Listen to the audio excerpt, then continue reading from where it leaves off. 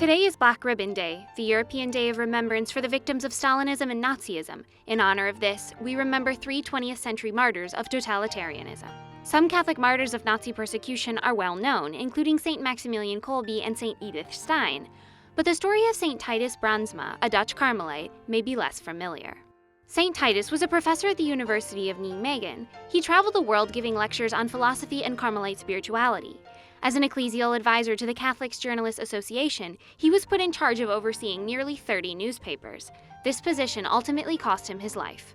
Following the Nazi invasion of the Netherlands, Father Titus visited newspaper offices, urging them not to publish Nazi propaganda. As soon as he finished the trip, he was arrested.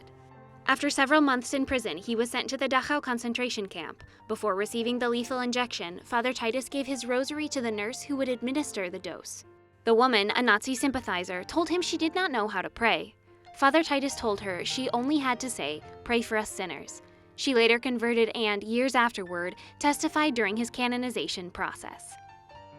Another victim of the Nazis was farmer Franz Jägerstätter, a husband and father of 3 daughters. He was the only person in his village to vote against Germany's annexation of Austria in 1938.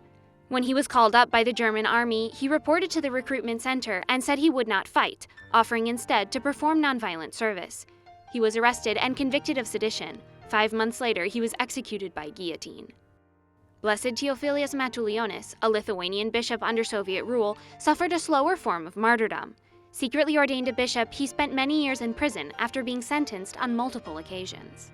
He was initially imprisoned in Moscow for 2 years. In 1929, he was sent to the Siberian camp on the Solovki Islands in the White Sea.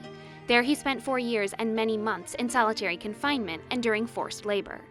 After his release, he was sentenced for a 3rd time following the Soviet conquest of Lithuania. This time, he served 7 years. Afterward, he devoted himself to church administration under KGB surveillance. Theophilus urged priests not to cooperate with the regime. Following the orders of Pope Pius XII, he secretly ordained a bishop, which led to his exile. Months after Pope John Paul XXIII named him archbishop and assistant to the papal throne, he died under mysterious circumstances, following a KGB search of his apartment. He was just months past his 89th birthday. Tests on his remains confirmed that he had been poisoned. All 3 martyrs shared a refusal to cooperate with regimes that denied freedom and human dignity. Today, the Church remembers their sacrifice and their steadfast witness in a world where Catholics are persecuted for their faith, even today.